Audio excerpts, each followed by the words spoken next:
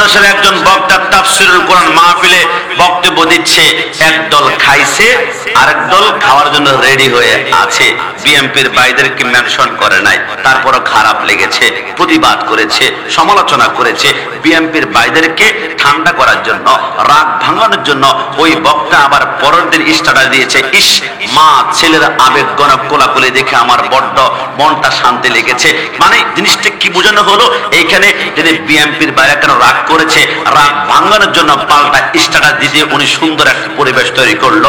আমার এখানে কোনো প্রশ্ন নাই, ধন্যবাদ। একজন মানুষ রাগ করবে, তার রাগ ভাঙবে, এটা খুব ভালো জিনিস। কিন্তু আমার প্রশ্ন, সেই লোকটাই আমার নবীকে আবার কাউবয়, নবীকে রাখাল বলে গালে দিয়েছিল, নবীকে ইসলাম, নবীকে কর্মচারী বলেছিল। বিএনপির ভাইদের রাগ ভাঙানোর জন্য একটা পাল্টা স্ট্যাটাস তুমি দিতে পারো, কিন্তু আমার নবীকে কাউবয়, রাখাল, নবীকে ইসলাম, কর্মচারী বলেছ, একবারও সরি বললে না, ক্ষমা চাইলে না। আরে তওবা যদি করতে হয়, আমি কাশ্মীরের কাছে তওবা করবা, তওবা তো করবা তুমি আল্লাহর কাছে। আল্লাহর কাছে তওবা করতে, নত জানু করতে, মাটি করতে এত কোনো অহংকার বুঝা গেল তোমার রাজনীতির জন্য, ক্ষমতার জন্য, মসনদের জন্য দুনিয়ার সবকিছু করতে পারো, কিন্তু বাতিল আকীদা ছাড়তে পারবে না। আমরা জানি ওই বাতিল সম্প্রদায় যদি মসনদের মধ্যে বসে এরা মদিনার সমাজে রাষ্ট্র কায়েম করবে না, এই দেশকে জঙ্গির আস্তানা বানিয়ে ছাড়বে।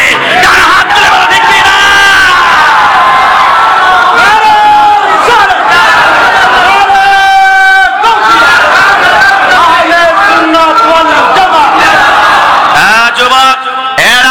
হৃদয়গুলা হিংস্র, এরা দেখবেন কথায় কথায় গাড়ি ভাঙবে, কথায় কথায় বাসে আগুন জ্বালাবে, কথায় কথায় ভার্সিটির চত্বরে যুবকদের রক কেটে দিবে। আমি চিন্তা করি, কিরে একজন মুসলমান, তোমার হৃদয় তো ঠান্ডা থাকার কথা, শীতল থাকার কথা, নমনীয়, তুমি এত উগ্র কেন? একটি কারণে উগ্র কেন জানেন? কারণ এদের প্যান্ডেলে আপনি 1,00,000 বার শুনবেন লিল্লাহে তাকবীর, লিল্লাহে তাকবীর, লিল্লাহে তাকবীর, কিন্তু 1,00,000 বারের মধ্যে একবার শুনবেন না ইয়া রাসূলুল্লাহ, একবার শুনবেন না ইয়া রাসূলুল্লাহ। কারণ কি? আমার প্রশ্ন, যে এখানে কালিমার ভিতরে আমার আল্লাহ দুইটা স্লোগান লিখেছেন, লা ইলাহা ইল্লাল্লাহ মুহাম্মদ রাসূলুল্লাহ, নারায়ে তাকবীর, নারায়ে রিসালাত। তুমি কালিমার একটা অংশ মানলা, আরেকটা মানলা না। আমার প্রশ্ন, কেন তুমি মানলা না? হিন্দুরা আল্লাহকে বিশ্বাস করে, আল্লাহকে বলে ভগবান, বৌদ্ধরা আল্লাহকে বিশ্বাস করে, তারা আল্লাহকে বলে ঈশ্বর, খ্রিস্টানরা আল্লাহকে বিশ্বাস করে, আল্লাহকে বলে গড। আবার ওহাবি বাতিলরাও কিন্তু আল্লাহকে বিশ্বাস করে, আল্লাহ আল্লাহ বলে। হিন্দু, বৌদ্ধ, ওহাবি, খ্রিস্টানের ভিতরে কোনো পার্থক্য নাই, কারণ আল্লাহকে সবাই মানে। কিন্তু আমার নবীকে না মানার কারণে কেউ হিন্দু, কেউ বৌদ্ধ, কেউ খ্রিস্টান, কিন্তু আমরা সুন্নিরা বলি আমরা শুধু আল্লাহ সৈনিক নয়, আমরা ও আল্লাহ এবং রসুল সৈনিক। কথা বলো ঠিক কিনা?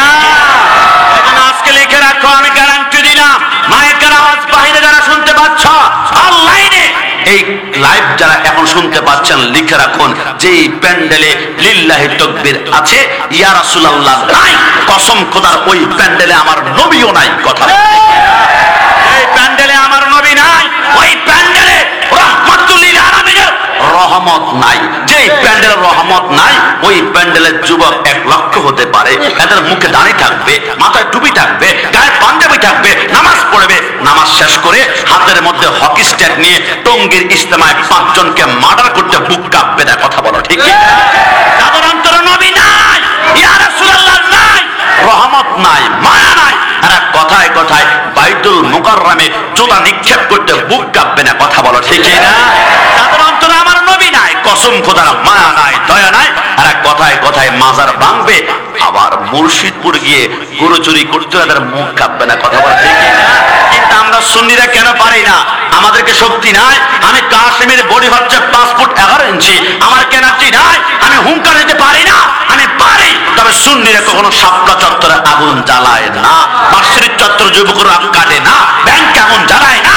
একটা কারণে সুন্নিদের হৃদয়ে রাহমাতুল লিল আলামিন আছে, রহমত আছে। রহমত যেখানে থাকবে সেখানে রক কাটা থাকতে পারে না, মারামারি থাকতে পারে না, আগুন জ্বালানো থাকতে পারে না, লুটপাট থাকতে পারে না। সুন্নিরা আগুন জ্বালায় না, কারণ এদের হৃদয়ে ইশকে রাসূলের আগুন এমনিতেই দাও দাও করে জ্বলছে। কথা বলো ঠিক না? আছে যতক্ষণ এই দেহেতে প্রাণ, আমি গেয়ে যাব নবীর গুণগান। যত দিক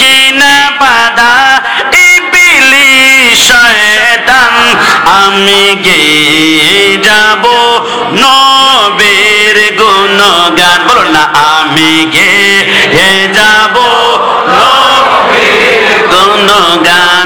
কেউ করবে সুনাম, কেউ করবে বদনাম, আমি গেয়ে যাব নবীর গুণগান। ডান হাত তুলে দেখি না। তুমি মোর রব খোদা, তুমি মোর রব, মোর নবী মোর সব, আমি গেয়ে যাব নবীর গুণগান। গরম সুন্নি দেখছেন, কোট টুট খুলে বলেছে, মাসলে আজকে চলে আসছে। আমি গেয়ে যাব নবীর গুণগান, যত দিকে না বাধা, বলো না, যত দিকে না বাধা ইবলিস শয়তান, আমি গেয়ে যাব নবীর গুণগান, আমি গেয়ে যাব নবীর গুণগান। সুন্নি পড়েছে খুশি না বেজার?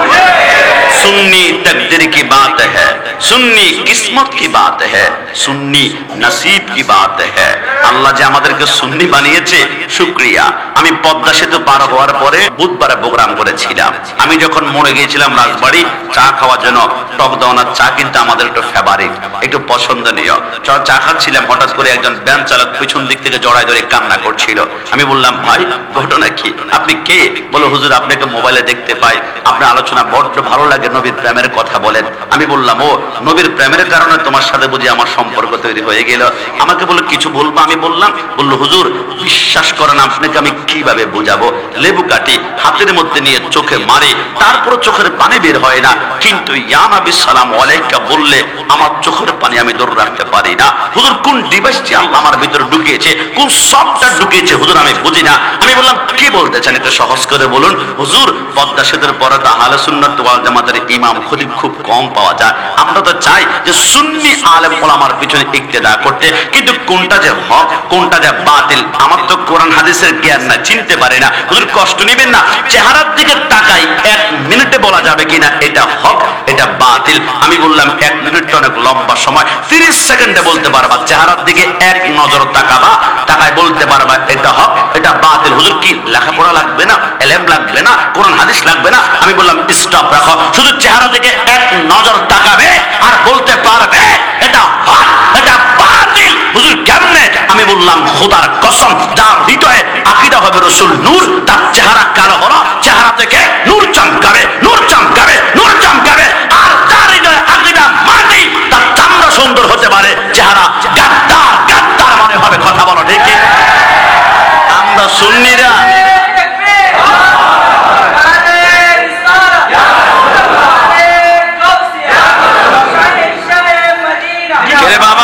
সুন্নিরা তো চেহারার মধ্যে আপনিও মাখি না, তারপর সুন্নিদের চেহারা নুরানি কেন? ওই কারণ একটাই, নবীকে যারা নূর মানবে এদের চেহারা অটোমেটিকলি নুরানি হবে। একটু জবান খুলে বলে সুবহানাল্লাহ।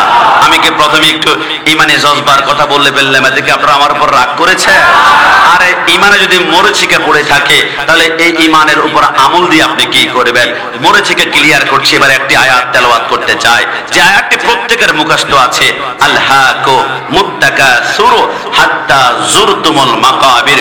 দুনিয়ার মোহে সম্পদের মোহে পড়ে কিন্তু আমরা কবরের দিকে চলে যাচ্ছি। অনেকে 1000 টাকার একটা বান্ডিল 1 লক্ষ টাকা গুনতেছে, 20টা 30টা 40টা 90টা গুনেছে, 91টা গণার আগে স্টক করেছে, সাথে সাথে মৃত্যুবরণ করেছে। অসংখ্য দলিল আছে, কিন্তু আমি অবাক হই এত সম্পদের মোহে পড়ার পরও কবরে গিয়ে অনেকে দাপট দেখাতে চায়। আমি 1 সপ্তাহ আগে প্রথম আলো পত্রিকার শেষের পৃষ্ঠায় দেখেছিলাম, উপরে লেখা আছে হেডলাইনে ভিআইপি কবর। আমি চিন্তা করলাম কবর আবার ভিআইপি কেমন হয়? নিচে লেখা আছে ঢাকা বনানী কবরস্থানে কোন লাশ কোন কবর যদি 5 বছর পর্যন্ত মানুষ দেখে দেখে জিয়ারত করবে, যদি এমন কবর 5 বছর মানুষের সামনে রাখতে চায় তাহলে 40 লক্ষ টাকা বনানী কবরস্থানের অ্যাকাউন্টে আপনাকে জমা করতে হবে। যদি 10 বছর কবরটাকে রাখতে চায়, সন্তান বাবা সবাই দেখে দেখে কবর জিয়ারত করবে, 80 লক্ষ টাকা অ্যাকাউন্টে জমা দিতে হবে।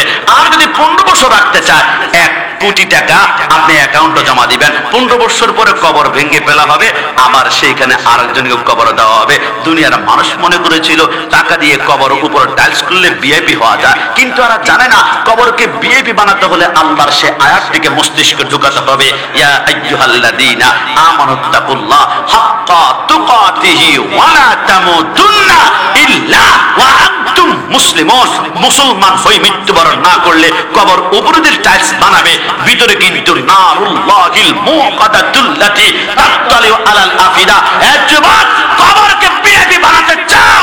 ওয়াল্লাযীনা ইয়াবিতুনা লিরাব্বিহিম সুজদান ওয়া কিয়ামা। কসম খোদার, তুমি 6.5 লক্ষ বছর একটানা জিকির করেছ, সুবহানাল্লাহ, ইল্লাল্লাহ, আল্লাহু আকবার। 6.5 লক্ষ বছরের জিকিরে যদি এক পাল্লা রাখা হয়, একটা সিজদা, একটা সিজদা, একটা সিজদা যদি অন্য পাল্লা রাখা হয়, 6.5 লক্ষ বছরের ইবাদতের চাইতে একটা সিজদার দাম বেশি। হুজুর, আমি কিন্তু অঙ্কতে গোল্ডেন A+ পেয়েছি, আমি কিন্তু অ্যালজেব্রা বীজগণিত ভালো জানি, আমি পরিসংখ্যানটা ভালো বুঝি, কিন্তু আপনার অঙ্ক তো আমি বুঝি না। 6.5 লক্ষ বছরে একটানা জিকির আর একটা সিজদা দামি। আমার আল্লাহ বলে অঙ্ক হিসাব করে নাও।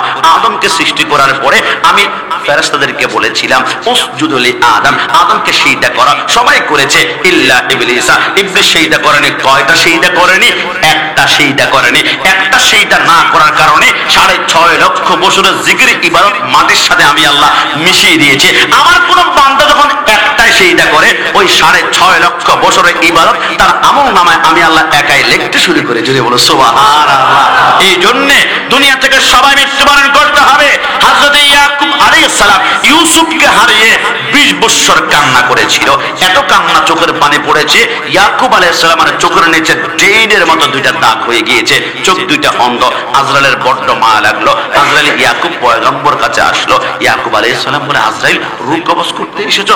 না না না, আপনার মায়া লাগলো, 20 বছর কান্না করে করে চোখ তো অন্ধ করে ফেলেছেন। আজরাইল, মৃত্যুর আগে তোমাকে কেউ পায় না, আমি যদি ওকে পেয়ে ফেলেছি, তোমার কাছে একটা প্রার্থনা, আরজি, অ্যাপ্লিকেশন দরখাস্ত। আজরাইল বলে, কি? বলে, মৃত্যুর আগে আমাকে 3টা সিগন্যাল দিবা। লাগবে না, শুকরিয়া। মৃত্যুর আগে 3টা সিগন্যাল দিবা। 3টা সিগন্যাল দিলে 1 নম্বর আমি রেডি হব, 2 নম্বর আরেকটু রেডি হব, 3 নম্বরে আরেকটু প্রস্তুত হব। আজরাইল বলে, আকবাল তো, আমি কবুল করলাম। এই কথা বলে চলে গেল। 20 বছর চলে যায়, আজরাইল সিগন্যাল দেয় না। 60 বছর চলে যায়, সিগন্যাল দেয় না। 100 বছর চলে যায়, সিগন্যাল দেয় না। 119 বছর বয়সে আজরাইল আসলো। ইয়াকুব পয়গম্বর বলে, একটা সিগন্যাল দিতে এত লম্বা সময়? আজরাইল বলে, কিসের সিগন্যাল? রূহ কবজ করতে এসেছি। কি রে আজরাইল, তুমি না বলেছো সিগন্যাল দিবা? ফেরেশতা মিথ্যা কথা বলে না, ফেরেশতা খায় না, ফেরেশতা ঘুমায় না, নয় পুরুষ নয় মহিলা, মিথ্যা কেন বলেছে? আজরাইল বলে, মিথ্যা তো বলি নাই, 3টা সিগন্যাল তো দিয়েছিলাম। কোথায়, কেমনে দিয়েছ? বলে, 1 নাম্বার সিগন্যাল আপনাকে দিয়েছিলাম, আপনার বয়স যখন 30 থেকে 40 ছিল, মাথার চুল দাড়িগুলা কুচকুচে কালো ছিল, কিন্তু বয়স যখন 60 থেকে 70 চলে গেল, দাড়ি পেকে গেল, মাথার চুল সাদা হয়ে গেল। এটা হচ্ছে মৃত্যুর 1 নাম্বার সিগন্যাল। একটু জবান খুলে বলে সুবহানাল্লাহ। আর সত্যি আমি মনে করেছিলাম টোকা দিয়ে বলবে 1 নম্বরে, এটা 2 নম্বর সিগন্যাল। কি বলে মনে পড়ে? আপনার বয়স যখন 30 থেকে 40 ছিল, হাডুডু, ক্রিকেট, ফুটবল কেউ আপনার সাথে পারে না। আপনি 50 কেজি চালের বস্তা একই কাঁধের মধ্যে করে হাঁটেন, কিন্তু বয়স যখন 50 থেকে 60 চলে গেল, নাতি আনোয়ারা চৌমনি গেলে আমার জন্য একটা লাঠি নিয়ে আনিস তো, আমি আগের মতো আর হাঁটতে পারি না, শরীরটা দুর্বল হয়ে গিয়েছে, হাতের গিরায় গিরা শক্তি কমে গিয়েছে। এই যে শরীরটা দুর্বল হয়ে যাওয়া, এটা হচ্ছে মৃত্যুর 2 নম্বর সিগন্যাল। একটু জবান খুলে বলে সুবহানাল্লাহ।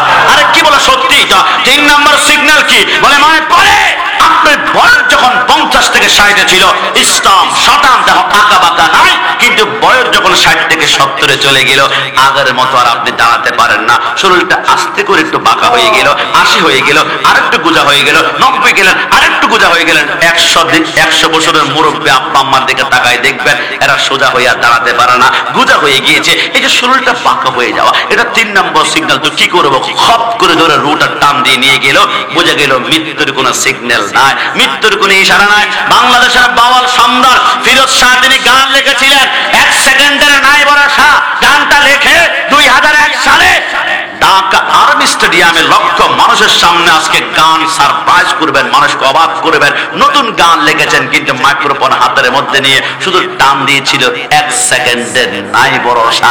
নাই ভরসা বলার সাথে সাথে নিজেই নাই হয়ে গেল, স্টেজ থেকে দেহটা পড়ে গেল।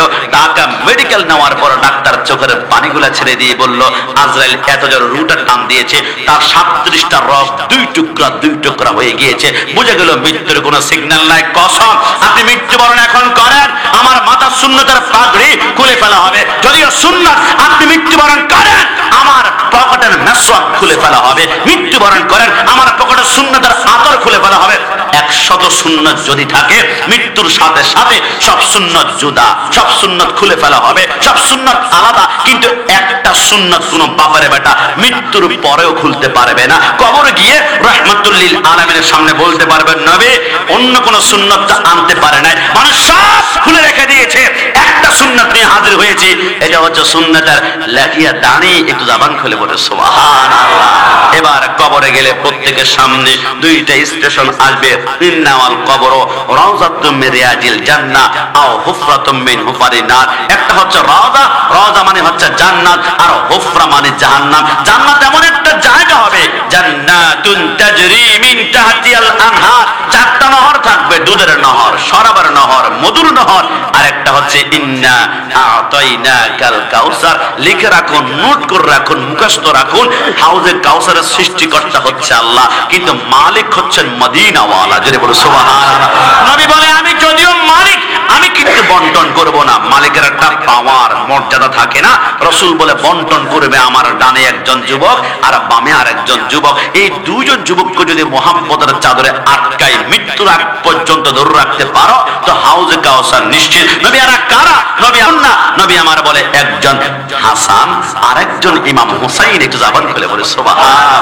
মা ফাতেমার নয়ন মনে হযরত আলীর জান, ইমাম হুসাইন শহীদ হলো কারবালার ময়দান, ইমাম হুসাইন শহীদ হলো ঈদের দিনে নতুন পোশাক পরলো সকলে, হাসান হোসেন কান্দে নানা পোশাক দাও বলে, দয়াল নবী করলেন দোয়া, ও গো রাব্বানা জান্নাত হতে কুদরতের পোশাক পাঠাও না,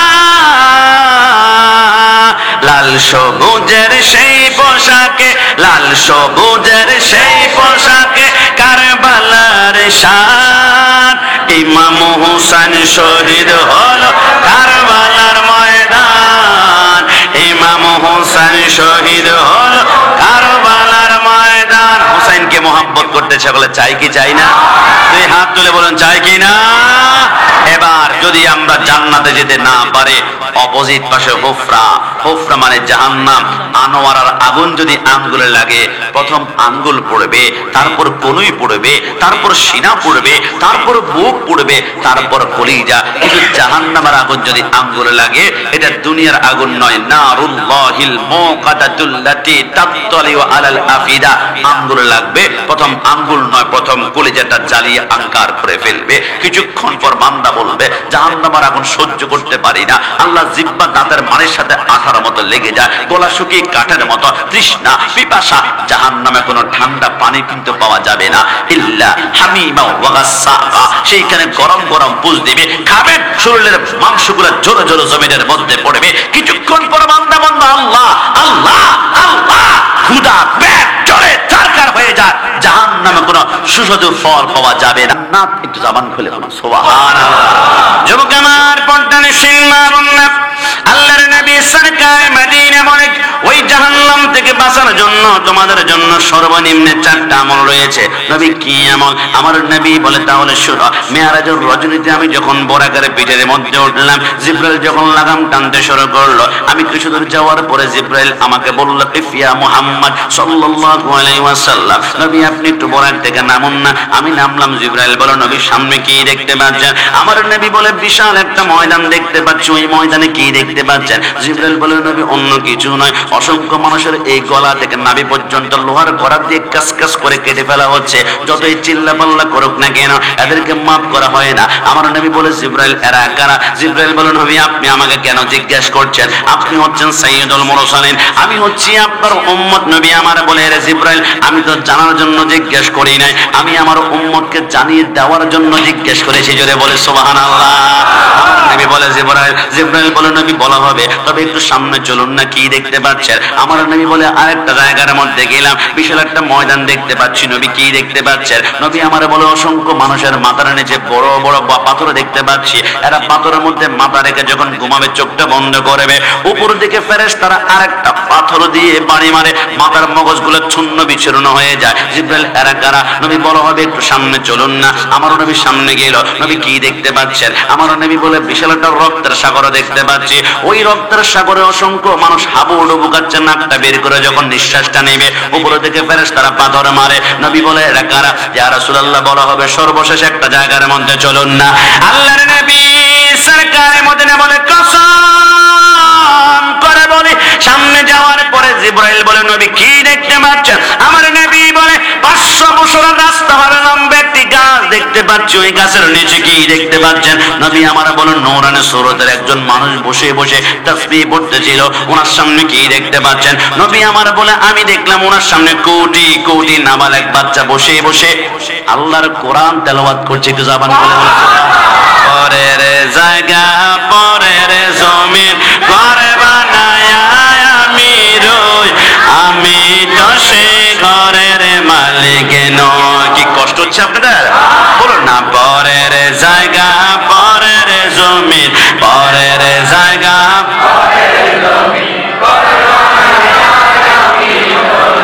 আমি তো সে ঘরের মালিক নই, আমি তো সে ঘরের মালিক।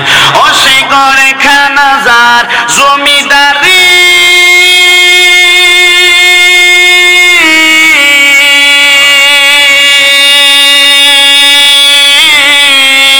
আমি পাই না টাকার হুকুম জারি,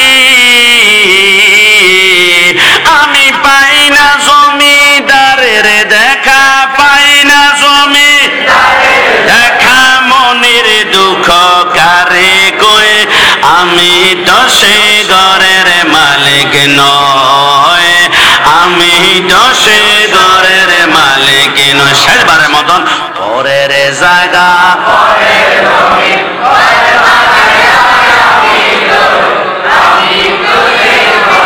মালিক নয়, আমি তো সে ঘরের মালিক নয়। জিবরাইল বলে নবী প্রথম জায়গার মধ্যে যা দেখছিলেন কি দেখছিলেন? নবী আমার বলে অসংখ্য মানুষের এই যে কণ্ঠনালী থেকে নাভি পর্যন্ত লোহার করাত দিয়ে কেটে ফেলা হচ্ছে। এরা কারা? জিবরাইল বলে অন্য কেউ নয়, ওই যে দুনিয়ার জমিনে মিথ্যাবাদের আচরণের মধ্যে পড়ে গিয়েছে। তোকে জিজ্ঞেস করা হয়েছিল তুমি কোথায় আছো? আমি আছি নতুন ব্রিজ। বলে আমি আছি এখন চাদরা চৌমনি। তোমার স্ত্রীর জন্য শাড়ি কত টাকা দিয়ে তুমি কিনেছো? 1500 টাকা দিয়ে। বলো 2500 টাকা দিয়ে কোথায় কোথায় মিথ্যা আচরণ করেছ? ওই মিথ্যাবাদের জন্য প্রথম শাস্তি হচ্ছে কণ্ঠনালী থেকে নাভি পর্যন্ত লোহার করাত দিয়ে ক্যাস করে কেটে ফেলবে। নবী আমার কাটতে লাগলো। এই জিবরাইল 2 নম্বর জায়গার মধ্যে দেখলাম অসংখ্য মানুষের মাথার নিচে বড় বড় পাথর দেখা যায়। এরা ঘুমাচ্ছিল। এরা কারা? জিবরাইল বলে অন্য কেউ নয়, ফজরের সময় মসজিদে আজান দিয়েছিল আসসালাতু খায়রুম মিনান নাওম, ঘুম থেকে নামাজ পড়তাম। বান্দা কোনো মতে শিমুল তুলার বালিশটা মাথার নিচ থেকে সরায় না, কিন্তু বান্দা একটা বার চিন্তা করলো না চট্টগ্রাম ইফিজেডে চাকরি করতে গেলে ফ্যাক্টরিতে যদি একদিন না যায় একদিনের বেতন কাটা, 2 দিন না গেলে 2 দিনের বেতন কাটা।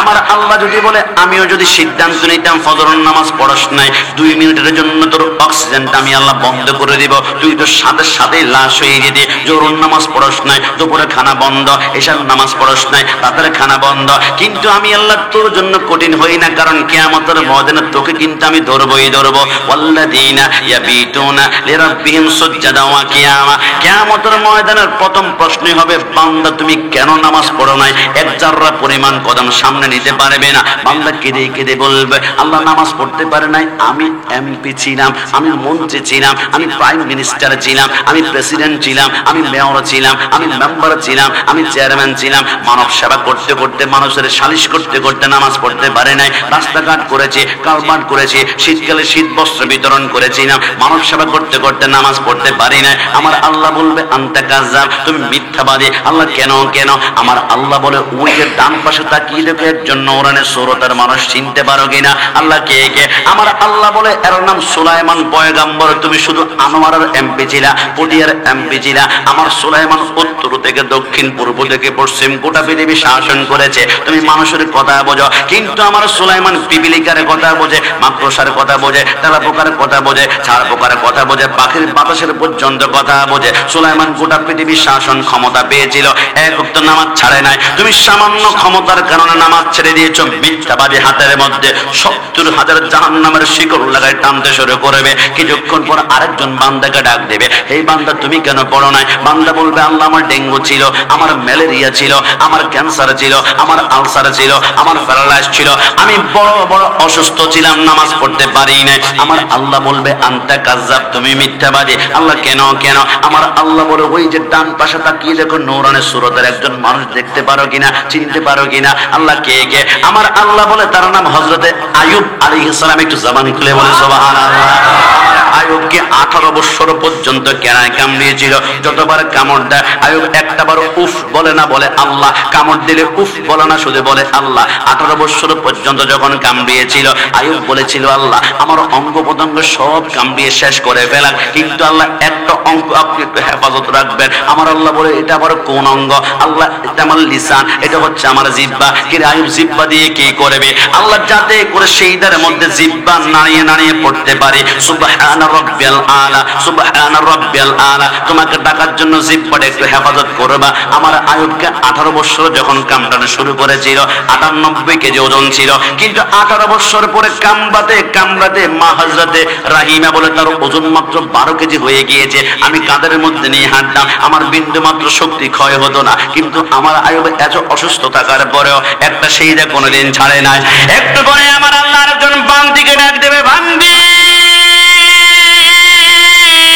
তুই কেন নামাজ পড়ছ না? রমণী বল না। আল্লাহ, স্বামী অত্যাচার করতো, স্বামী জুলুম করতো, স্বামী আমার উপর নির্যাতন করতো, স্বামীর অত্যাচার থেকে বাঁচার জন্য নামাজ পড়তে পারি না। আমার আল্লাহ বলবে আনতা কাযযাব, তুমি মিথ্যাবাদী। আল্লাহ কেন কেন? আমার আল্লাহ বলে, ওই যে ডান পাশে তাকিয়ে দেখো একজন রমণী দেখা যায়, চিনতে পারো কিনা? আল্লাহ কে কে? আমার আল্লাহ বলে, এর নাম হযরতে আসিয়া। একটু জবান খুলে বলে সুবহানাল্লাহ। আসিয়া যখন রূপের মধ্যে যায়, ওই তলপেটটা যখন একটু বের হয়ে যায়, ফেরাউন হাতের মধ্যে বল্লম নিয়ে আসিয়ার তলপেটের মধ্যে ঘাই মারে, ওইখান থেকে রক্তের ফোঁটা বের হয়, কিন্তু আসিয়া উফ বলে না। আসিয়া বলে আল্লাহ। ফেরাউন বলে, কিরে আসিয়া, কোন রবের প্রেমের মধ্যে পড়ে গেলে? 9টা বছর এত জুলুম করলাম, একটা বার আমি ফেরাউনকে খোদা যদি বলতে, তোকে আমি রানী বানাতাম, বাদশাহী দিয়ে ফেলতাম, কিন্তু তুই যতই অত্যাচার করে ততবার তুই আল্লাহ আল্লাহ বলিস কেন? এ আসিয়া, একটা কাজ করব, আজকে 9 বছর পরে এমন একটা শাস্তি তোকে দিব, তুই আল্লাহ পর্যন্ত ভুলে যাবে। আসিয়া বলে, পশমের গোড়া যতক্ষণ পর্যন্ত থাকবে আল্লাহ নামের উচ্চারণ জবান থেকে বন্ধ হবে না। আসিয়া 2টা হাত বেঁধে ফেললো, 2টা পা বেঁধে ফেললো, মরুভূমির উত্তপ্ত বালির মধ্যে শোয়াই দিয়া এবার বুকের মধ্যে একটা 9 মনের ওজন একটা পাথর দিয়ে চাপা দিল। আসিয়া বলে, আমার পিঠের নিচে মরুভূমির উত্তপ্ত বালিগুলা বালি মনে হচ্ছে না, জ্বলন্ত কয়লার মতন মনে হচ্ছিল। কিছুক্ষণ পরে দেখলাম আমার পিঠের চামড়া গলে গেল, কিছুক্ষণ পরে দেখলাম গোশতগুলো পর্যন্ত গলে গেল, আমার হাড্ডিগুলা মাটির মধ্যে ঠন ঠন করে বাড়ি খাচ্ছে। আমি বললাম, আল্লাহ আমার পিঠের চামড়া নাই, গোশত নাই, আমি তো আর সেইটা করতে পারবো না। আল্লাহ, দুনিয়াতে বেঁচে থাকবো কিন্তু সেইটা করতে পারবো না, এমন জীবন আমি চাই না। আল্লাহ, শুনিয়েছি জান্নাতে নাকি তোমার সুন্দর একটি ঘর আছে। আল্লাহ, তোমার ঘরের পাশে আমাকে ছোট্ট একটা ঘর দান করো না। আমার আল্লাহ বলে, জিবরাইল, আসিয়া জিন্দেগিতে কিছুই আমার কাছে চাই নাই, আজকে জান্নাতে ছোট্ট ঘর চেয়েছে। এই দুনিয়ার মতো 13টা দুনিয়াকে একসাথে জোড়া লাগিয়ে আসিয়ার জন্য জান্নাতে একটা ঘর বানাও। সেইটা যখন করবে আমি আল্লাহ চোখের পলকে তাকে জান্নাতে ঢুকিয়ে দিব। জোরে বলে সুবহানাল্লাহ। যে হাসরে প্রথম প্রশ্ন, নামাজে পড়েছ নাকি? নামাজে ছাড়া সবই আমল দেবে তো আজ হবে প্রথম হিসাব, নামাজ হবে প্রথম হিসাব। হাদিসে রয় নামাজ ছাড়া রোজ হাসরে নেই কোনো উপায়। ডান হাত তুলে বলো ঠিক কিনা।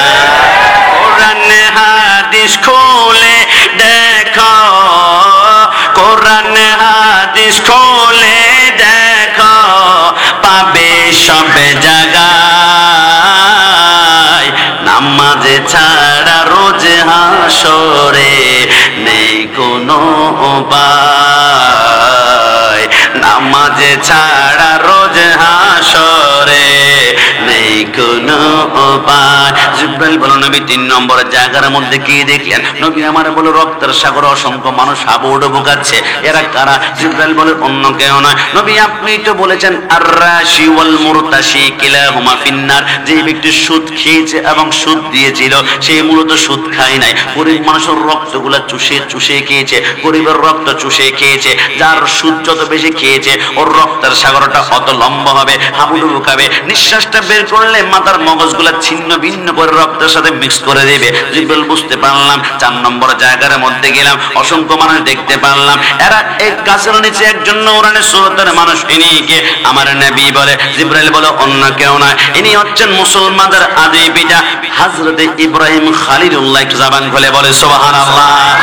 সামনে দেখছি কোটি কোটি নাবালেগ বাচ্চা বসে কোরআন তেলাওয়াত করে। এরা কারা? জিবরাইল বলে অন্য কেউ নয়, এ আমার আনোয়ারের ভাইরা, কখনো কি আমরা চিন্তা করেছি অনেক সন্তান দুনিয়াতে আসার 1 ঘন্টা পরে মৃত্যুবরণ করে, সিজার করলো 2 ঘন্টা পরে মৃত্যুবরণ করে, অনেকে 1 মাস পরে মৃত্যুবরণ করে। আমরা প্রশ্নিত করতেই পারি আল্লাহ, যে সন্তানটা দুনিয়াতে আসার পরে 1 ঘন্টা বাঁচবে, একে দুনিয়াতে পাঠানোর কি দরকার ছিল?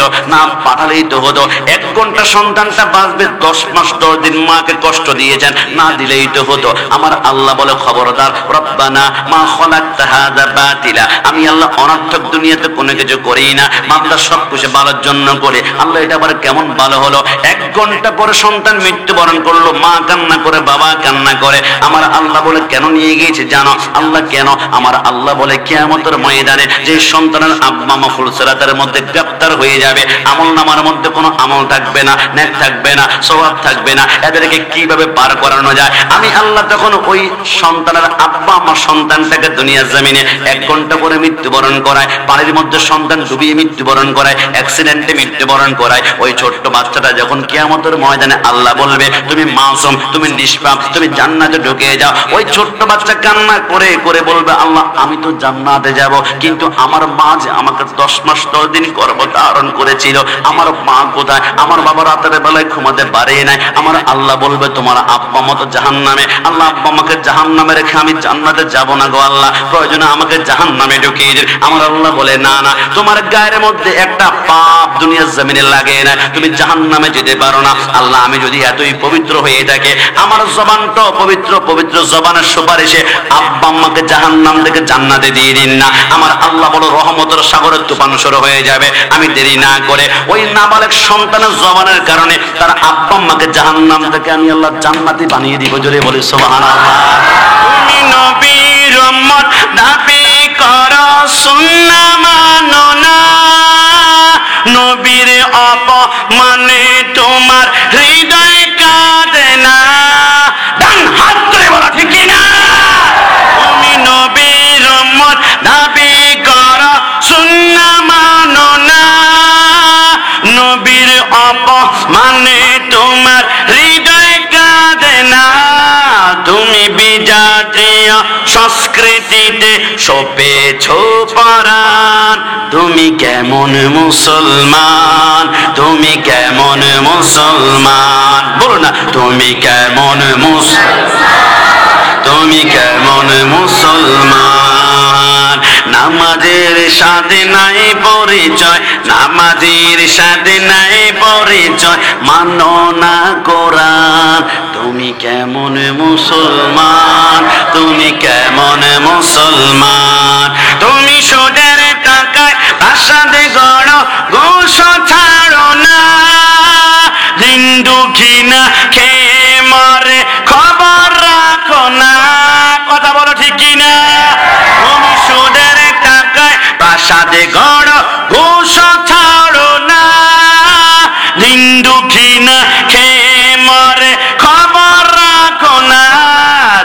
গোষ্ঠী অবিচার কর সাজিয়া প্রদান। তুমি কেমন মুসলমান, তুমি কেমন মুসলমান, শেষবার মদন, তুমি কেমন মুসলমান, মুসলমান। যুবক তুমি কেমন মুসলমান? তোমার মাকে আঙ্গুল তুলে গালি দেওয়া হয়, তুমি বলো দোস্ত সব সহ্য করতে পারে, মাকে গালি দিস না। তারপরে যখন মাকে গালি দাও, তুমি ঘুষি দিয়ে নাকটা ফাটাই ফেললা, 2 লক্ষ টাকা জরিমানা, 2 মাসের জেল হয়ে গেল। তোমার মাকে গালি দিলে জরিমানা দিতেও রাজি, জেল খাটতেও রাজি। সেই মা থেকে তো আমার রসুলকে বেশি মুহাব্বত করতে হবে। ওই নবীর বিরুদ্ধে কেউ যদি আঙ্গুল তুলে বরদাস্ত করতে পারবে না। আজকে থেকে মনে রাখবেন, আমরা সুন্নিদের একটা কথা ক্লিয়ার কাট, আমার মাকে গালি দাও, বাবাকে গালি দাও, আমার সন্তানকে গালি দাও, আমি বরদাস্ত করব, কিন্তু আমার নবীর বিরুদ্ধে আঙ্গুল তুলে কুটুক্তি করলে বরদাস্ত করা যাবে না। আন-নাবিয়্যু আওলা বিল মুমিনিনা মিন আনফুসিহিম, my prophet, my soul, my prophet, my heart, my prophet, my love, my prophet, my life. নবী আমার জান, নবী আমার প্রাণ, নবী আমার কলিজা, সুন্নিদের কলিজা। কেউ হাত দিলে ওই হাত মুসলিম ভেঙে বের হবে। ডান হাত তুলে বলা ঠিক কি না? সব সহ্য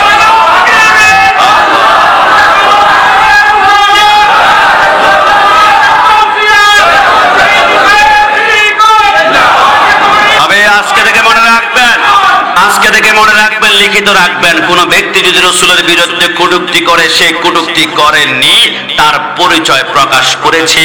তার মা একজন, বাবা কখনো একজন হতে পারে না। বাবা 2 জন না হয়, 3 জন না হয়, 4 জন, অসংখ্য পুরুষের মিলনে তার জন্মটা হচ্ছে অবৈধ। আমি বললাম রাব্বানি কাশেমি, দুশ্মন রসুলকে অবৈধ বললে তোমার মাথা গরম হয়ে যায়।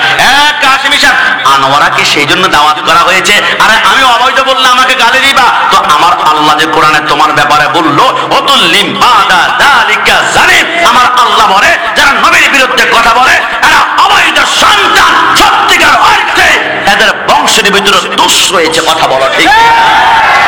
আমার রসুলের বংশে যারা পরিমাণ দোষ লাগাতে পারবে না। আদম থেকে শুরু করে রসুল্লাহর আব্বা হযরত আব্দুল্লাহ রাদিয়াল্লাহু তাআলা আনহু পর্যন্ত 52 জন পুরুষের মাধ্যমে রসুল দুনিয়াতে আগমন করেছে। কি পরিমাণ পুত পবিত্র রসুলের বংশ ছিল। হযরত আদমকে বেটে শীষকে বেটি ইয়ানাত, ইয়ানাতকে বেটে কেনান, কেনানকে বেটে মেলাল, মেলালকে বেটে ইয়ানাত, ইয়ানাতকে বেটে ইদ্রিস, ইদ্রিসকে বেটে মুতাওয়াশশির, মুতাওয়াশশিরকে বেটে লামক, লামককে বেটে নূহ, নূহকে বেটে সাম, সামকে বেটে जुल्हाब, जुल्हाब के बड़े शाले, शाले के बड़े आमिर, आमिर के बड़े दाता, दाता के बड़े राबा, राबा के बड़े तारो, तारो के बड़े नाखुर, नाखुर के बड़े तारक, तारक के बड़े इब्राहिम खलीलुल्लाह, इब्राहिम खलीलुल्लाह के बड़े इस्माइल ज़बीउल्लाह, इस्माइल के बड़े कदर, कदर के बड़े अबहम, अबहम के बड़े हमल, हमल के बड़े साबत, साबत के बड़े लैसा, लैसा के बड़े इलियासा, इलियास के बड़े ओद, ओद के बड़े अव्वा, अव्वा के बड़े अदनान, अदनान के बड़े मईन, मईन के बड़े नदर, नदर के बड़े मुदर, मुदर के बड़े इलियास, इलियास के बड़े मुद्रिका, मुद्रिका के बड़े कदीमा, कदीमा के बड़े कदाना, कदाना के बड़े नदर, नदर के बड़े मालिक, मालिक के बड़े फाप, फाप के बड़े गालिब, गालिब के बड़े लुई, लुई के बड़े काम, काम के बड़े मुर्रा, मुर्रा के बड़े किला, किला के बड़े कुशी, कुशी के बड़े अब्दुल मन्नान, अब्दुल मन्नान के बड़े हाशिम, हाशिम के बड़े अब्दुल मुत्तलिब, अब्दुल मुत्तलिब के बड़े अब्दुल्लाह, अब्दुल्लाह के बेटे मोहम्मद रसूलुल्लाह सल्लल्लाहु अलैहि वसल्लम। দুই হাত তুলে বলি ইয়া রাসূলুল্লাহ, ইয়া রাসূলুল্লাহ বলে কি, ইয়া রাসূলুল্লাহ বলে কি বেজার নাকি খুশি? কিন্তু আমরা যেখানে ইয়া রাসূলুল্লাহ বলি, অনেক প্যান্ডেলে ইয়া রাসূলুল্লাহ পাওয়া যায় না, শুধু কেবল লিল্লাহি তাকবীর। আজকে থেকে বলে দিলাম, লিল্লাহি তাকবীর হুসাইনি স্লোগান হতে পারে না, হুসাইনি স্লোগান হতে পারে না। তুমি কি জানো বন্ধু আমার, আমি জানি মাইকের আওয়াজ যেখানে যেখানে যাচ্ছে অনেক ভাইরা আজকে প্যান্ডেলে আসবে না। কেন কেন যাবি না কেন?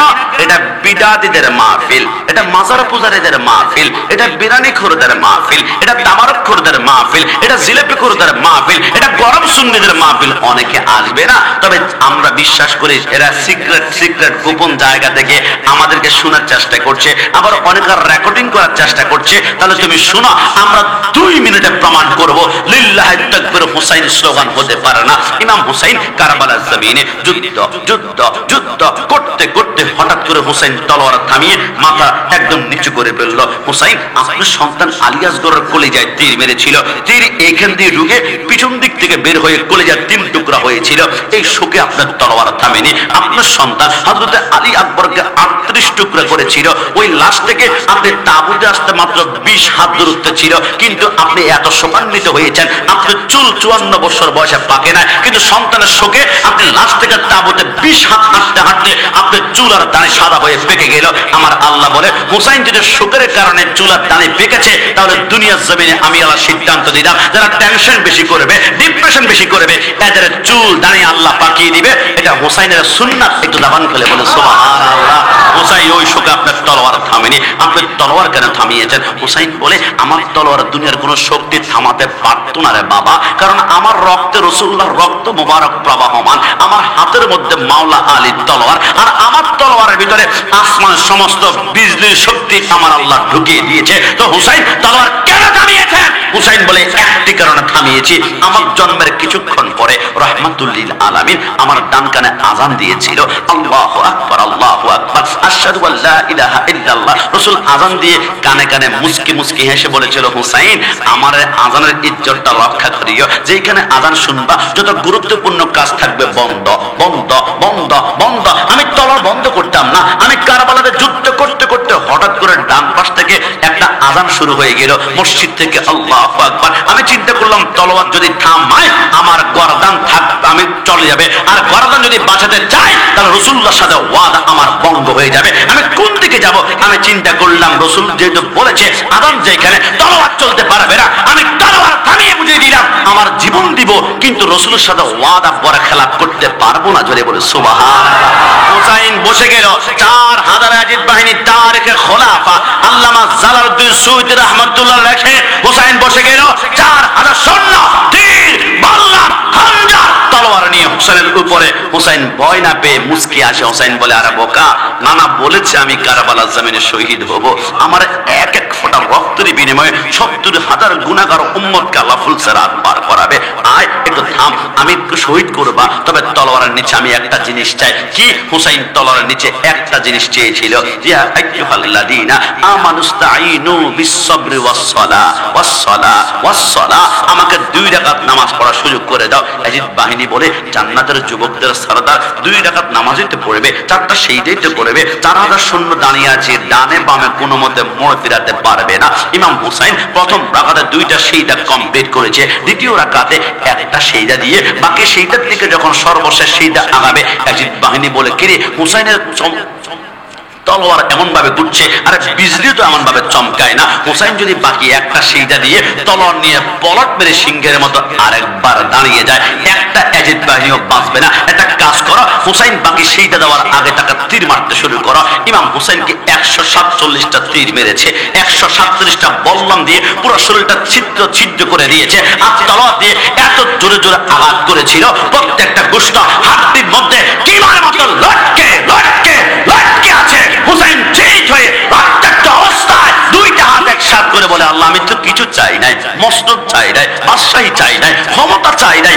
2 রাকাতে 4টা সেইদা হয়, 3টা সেইদা করেছি, আল্লাহ একটা সেইদা করতে পারে নাই। তোমার কাছে প্রার্থনা করি, আমাকে একটু শক্তি দাও, আমি যাতে করে একটু বসতে পারি, বসে আমি সেইদারা করতে পারি, তারপর তুমি মহান আল্লাহর দিদারে আমি চলে যাব। আল্লাহ দিন না শক্তি, আমার আল্লাহ বলে সম্ভব না। আল্লাহ দিন না, আমার আল্লাহ বলে না মুমকিন। আল্লাহ দিন না, আমার আল্লাহ বলে না। বাকি একটা সেইদা কারবালায় নয়, বাকি একটা সেইদা দিবা।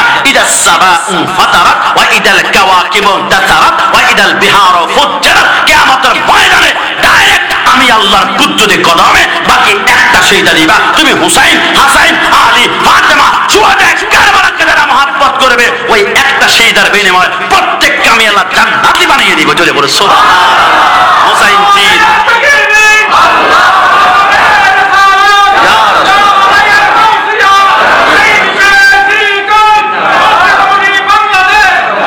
হুসাইন বলে, আমি চিট হয়ে শুয়ে আছে, বুকের মধ্যে সীমার, গলার মধ্যে ছুরি লাগালো, মাথাটা আলাদা করলো। স্বামী কারবালার মধ্যে আল্লামা শফি উকারবি রাহমাতুল্লাহ লেখে, হুসাইনের মাথাটা যখন বাপরে চুলগুলো ছিল, সীমার বাপরে চুলগুলোর মধ্যে ধরে উপরের দিকে যখন আরোপ করলো, রক্তের ফোঁটা পড়ছে, ইয়াজিদ বাহিনী বাহিনী উল্লাস করছে রক্ত দেখে ইমাম জয়নুল আবেদিন কারবালার জমিনে একমাত্র তিনি বেঁচে ছিলেন। তিনি চিন্তা করলেন তিনি বিছানা থেকে পিঠ উঠাতে পারছেন না, না হয় কারবালার জমিনে বাবার আগেই কিন্তু হযরত জয়নুল আবেদিন কোরবানি হয়ে যেত।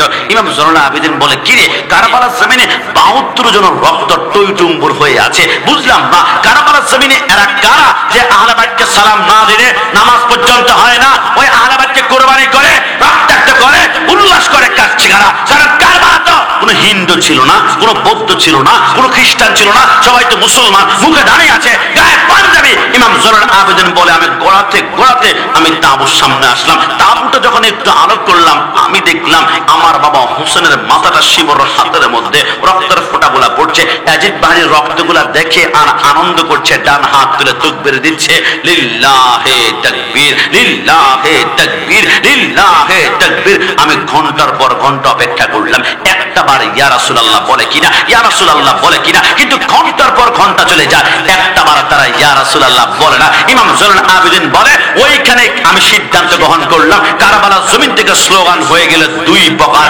একটা হচ্ছে হুসাইনি স্লোগান, একটা হচ্ছে ইয়াজিদি। হুসাইনি স্লোগান হচ্ছে নারায়ে তাকবীর, আল্লাহু আকবার, নারায়ে রিসালাত, ইয়া রাসূলুল্লাহ। আর ইয়াজিদি স্লোগান হচ্ছে লিল্লাহে তাকবীর, লিল্লাহে তাকবীর। এরা ইয়া রাসূলুল্লাহ বলে না, এরা চায় যুবকদের অন্তর থেকে নবীর নাম মুছে ফেলবে, যুবকদের অন্তর থেকে নবীকে সরায় ফেলবে, যুবকদের অন্তর থেকে মিলাদুন নবীর জুতা করে ফেলবে। কিন্তু আমাদের কোন দিবে একজন হুসাইনি যতক্ষণ পর্যন্ত থাকবে ইয়া রাসূলুল্লাহ স্লোগান কোন বাপের বেটা বন্ধ করতে পারবে না।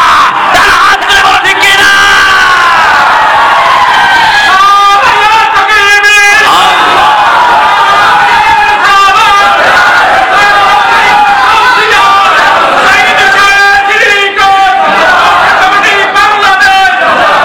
রাসূলের পক্ষ ডাকলে তোমাকে বদনাম নিতে হবে। যুবক, তোমাদের আনোয়ারাতে ডোন্ট মাইন্ড, কিছু মনে না করলে, একটা ছেলে একটা মেয়ে যখন প্রেম করবে তখন ছেলের মাথায় কিছু অসংখ্য কলঙ্ক মাথার মধ্যে নিতে হয়।